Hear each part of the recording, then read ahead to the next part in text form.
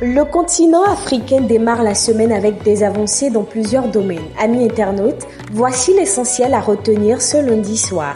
Au Bénin, la transformation numérique des services publics franchit une nouvelle étape. En 2025, l'Agence nationale d'identification des personnes a enregistré des performances records. Selon l'ANIP, 75% des démarches d'identification ont été réalisées en ligne ou à distance. Près de 4 millions de citoyens ont été servis avec 3,8 millions d'authentifications via les opérateurs GSM et 25 millions de vérifications d'identité électronique. Au total, plus de 10 millions de documents d'état civil et d'identité ont été délivrés, illustrant une modernisation accélérée des services publics fondée sur l'efficacité et l'inclusion. En Afrique de l'Ouest, les indicateurs affichent une amélioration. Selon la BCEAO, le taux d'emploi urbain dans l'UEMOA atteint 53,7% au premier trimestre 2025. Cette progression masque toutefois de fortes disparités entre jeunes et adultes, ainsi qu'une prédominance de l'emploi informel. Plus de 90% des travailleurs exercent dans des activités peu sécurisées et faiblement rémunérées, une situation qui affecte particulièrement les jeunes et les femmes.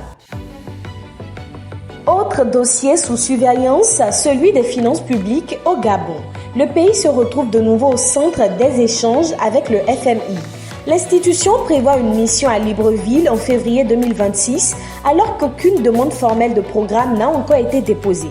Cette visite s'inscrit dans un dialogue renforcé avec les autorités sur fond de dette publique proche de 80% du PIB et d'accès plus difficile aux financements internationaux. La mission devra évaluer la situation macroéconomique et budgétaire et discuter des priorités de réforme. Dans le même temps, l'écosystème technologique africain connaît une évolution notable de ses modes de financement. En 2025, le financement des startups par la dette a bondi de 63% pour atteindre 1,64 milliard de dollars selon Patek.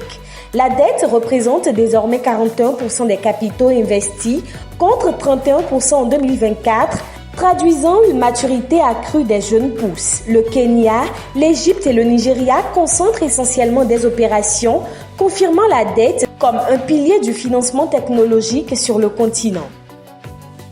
La solidité financière passe de plus en plus par l'alignement sur des standards internationaux. Afreximbank a obtenu la certification ISO 31000-2018 sur la gestion des risques délivrée en novembre 2025. Cette reconnaissance atteste de la solidité de son dispositif de gouvernance et aligne la banque sur les pratiques des grandes institutions financières internationales. Nous vous remercions de votre écoute et de votre intérêt. Continuez de nous suivre pour rester au cœur des changements économiques et à très vite.